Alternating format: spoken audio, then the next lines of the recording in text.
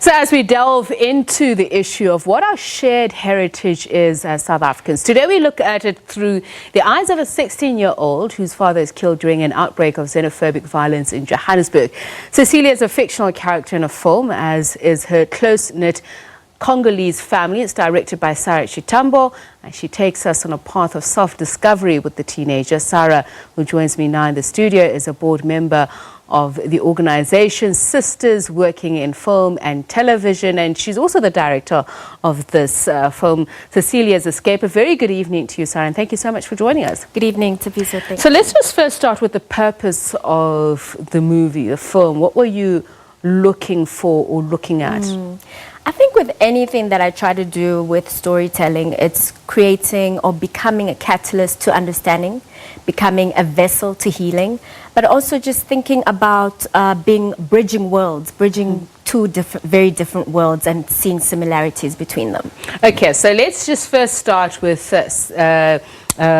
Cecilia. So she's 16 years old, and is she South African, by the way? Given Absolutely. the fact that her father was Congolese, is she born in South Africa? She's born in South Africa to Congolese parents, Congolese immigrants, which is the story of a lot of people we see now. You know, it's no longer people who come to immigrate. We actually have first generation and people who identify as South African as much as their ancestry may come from other parts of the continent. And we're seeing a lot of a growing population of people who identify as, you know, first generation, but from another African country. And this story takes place in Hillbrow, which is obviously home to many African immigrants. Absolutely. It's taking a slice or a glimpse into the life of a multicultural place such as Hillbrow or Yeoville, where you find a lot of people from many different walks of life who live right next door to each other, and just about that melting pot and the you know, the way in which you interact on very personal levels, but also in which you are very distant from people who you live right next door to because of preconceived ideas about who they might be.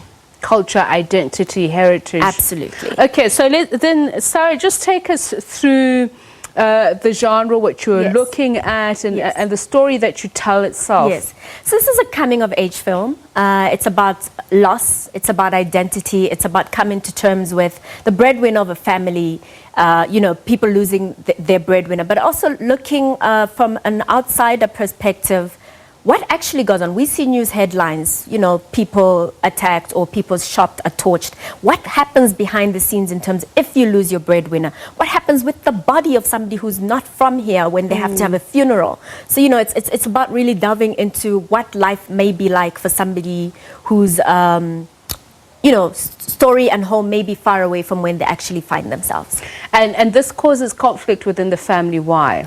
This causes conflict in the family because the mother is left without a support system. You know, she came here with her husband, who's made a great living as a seamster in Yeoville making clothing.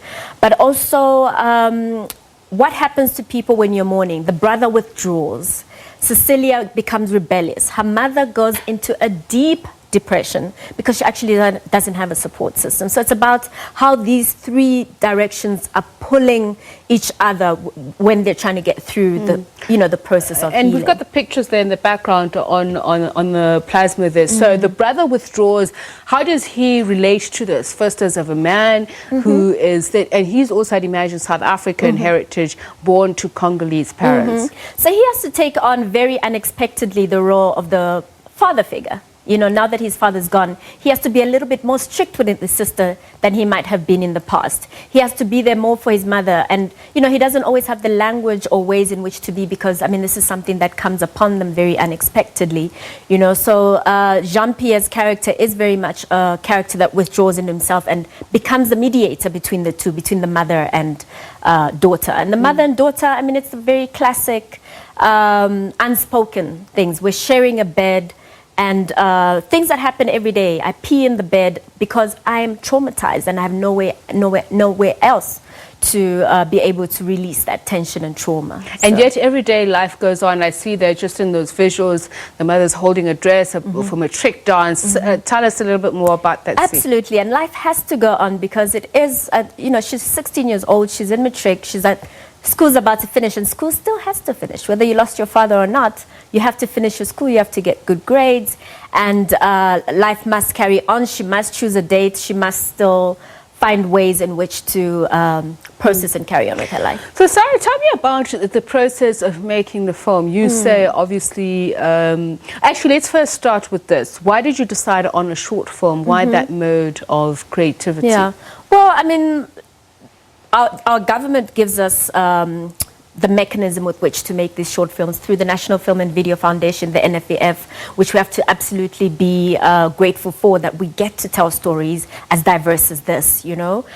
So that is the format with which it comes in terms of being just focus on one theme. What is the theme, and what is it that you want to capture within those minutes? What story and journey do you want to take the audience on? So that is the format in which it comes in terms of the slate that the NFVF does. But also, I think short films have a powerful way in which they can look into a glimpse of life, you know, just to show you a slice of life. So your central theme, what would you say?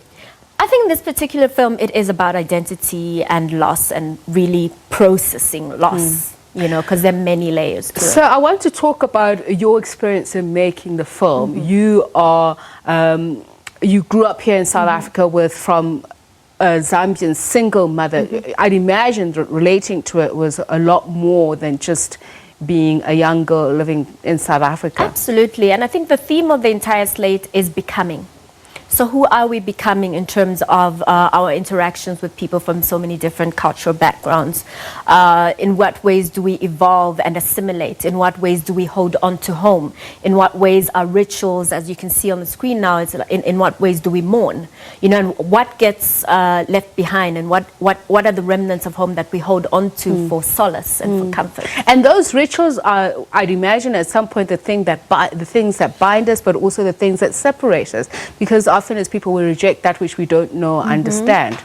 Whereas it could actually really enrich us to understand better why people present or are the way they are, you know. So it could actually be a very enriching experience to be curious about other people's cultures and understand where they come from. So your journey, what was it? How did it feel making the film, having this intimate understanding of what it is to have foreign heritage living in South Africa? And I suppose also during these times, it must be a very conflictuous thing to deal with. I think it's quite cathartic.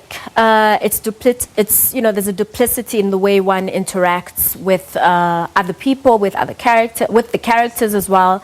And yeah, I would say that it is very much cathartic and therapeutic experience to be able to mirror my own life or reflect my own experiences back at the world. So it was very enriching experience, and also, like I said, I'm very grateful to have been able to tell the story. Now, how does this relate to the work that you do of sisters in film and television? So Sisters Working in Film and Television, or SWIFT, is a body and a network of women working in film and television, as it says, and it was really brought to the fore in about 3 years ago at the Durban International Film Festival. We really realized that there is no body that stands up or speaks up to the rights of women on set, to sexual harassment, to safety issues, as well as to gender parity on film sets and television sets. So it was organically grew up from the lack of representation that women came together, and we've been able to establish pillars that hold the organization together. We do sisterhood cinema, which is really showcasing and creating a platform for women-centered content or women-created content. We do skills and mentorship, which is looking at young women who are coming up from film schools, from other universities and colleges that do offer services, as well as advocacy. And the advocacy is more dealing with the parity and making sure that women are getting paid the same as their male counterparts, that working hours are fair for working mothers, and that sets a safe and secure spaces for women to be able to work. So let's talk about women-centered content. We are at a very opportune time in our history in South Africa to bring to the fore those very issues that affect and inflict women. How should we frame the discussion? Perhaps let me start there. How should we frame it? It's a very painful story to tell, very difficult to get women to be open and vulnerable to the nation about it, but something that has to be told. Absolutely has to be told, and I think it is a place and an opportunity to correct the wrongs of the past. That people have to be, unfortunately, scapegoats at the moment, or people have to be examples in order for us to get forward, you know. And I think it's just a matter of how do we bring everybody along the journey and say, we're not coming here as women trying to take men's jobs, we're not trying to do the most technical things, whatever. We just want equal pay, and we want equal say in terms of our scripting, in terms of the way we view and position women, in terms of the characters that they play, the time of space they take up on screen, the things they are saying. You know, it's usually you see a woman, you don't hear her. You know, so it's like, what are we putting in the dialogue of women? What is coming out, and through what lenses are we looking at women characters? And yeah. What story do you think we're putting out there at the moment? I think we're coming to... If somebody were to judge South African women and the industry, just not based on the content that is out there, what is the narrative that we're getting? Unfortunately, I think there's a long way to go. Just in terms of framing, in terms of the power dynamics on sets, in terms of who are the producers, who are the writers, who are the people who have the say, who are the suits who are saying, this is what's going to sell, this is what's going to give us eyeballs on the television, and this is what's going to bring advertisers on board to, you know, to invest in content. But I think we need to challenge that, and we need to push back at it, because we have proved time and again on shows like Society on SABC One, on shows like Intersections on SABC as well. We can see that by positive role modeling, we can actually get people still watching and still learning and still actually shifting their mindsets about a lot of social ills that affect us, as opposed to propagating the same stereotype. Women in short skirts wearing lots of makeup means she is a certain type of woman. Why can't a woman wear a pantsuit and be a certain type? Or why can't a woman be ultra feminine and still be powerful? You know, so let's talk about the positives of what we've inherited from the industry. What should we be illuminating and doing more of?